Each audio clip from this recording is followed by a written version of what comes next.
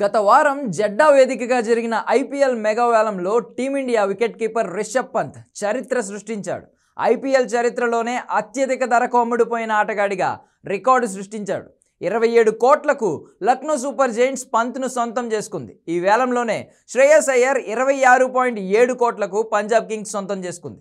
కాసేపట్లోనే ఈ రికార్డును పంత్ బ్రేక్ చేశాడు. మొత్తం మీద కొందరు స్టార్ ప్లేయర్స్ ఈసారి భారీగానే బిడ్లు దక్కించుకోగా మరికొందరికి నిరాశ మిగిలింది. అయితే వేలంలో 27 కోట్లకే అందరూ వామ్మో అని ఆశ్చర్యపోతే టీమిండియా మాజీ పేసర్ ఆశిష్ నెహ్రా మాత్రం ఆసక్తికర వ్యాఖ్యలు చేశాడు.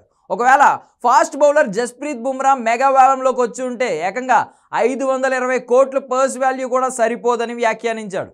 ఐపీఎల్ మెగా వేలంలోకి బుమ్రా వస్తే అన్ని ఫ్రాంచైజీ జట్లు అతని కోసం ఖర్చు పెట్టేందుకు సిద్ధంగా ఉంటాయన్నాడు. బుమ్రా కూడా ఆక్షన్ బరిలోకి దిగితే సీన్ వేరేలా ఉండేదని చెప్పుకొచ్చాడు. అతను ఈజీగా 500 కోట్లు దక్కించుకునేవాడు అంటూ చమత్కరించాడు.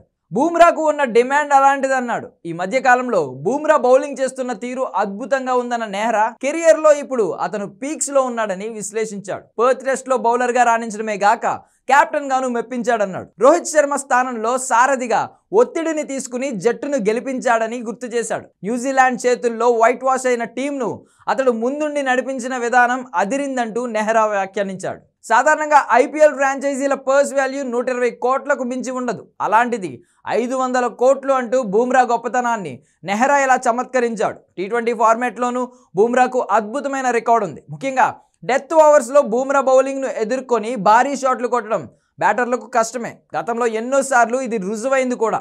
అందుకే బుమ్రా లాంటి బౌలర్ను ముంబై ఇండియన్స్ ముందే రిటైన్ చేసుకుంది.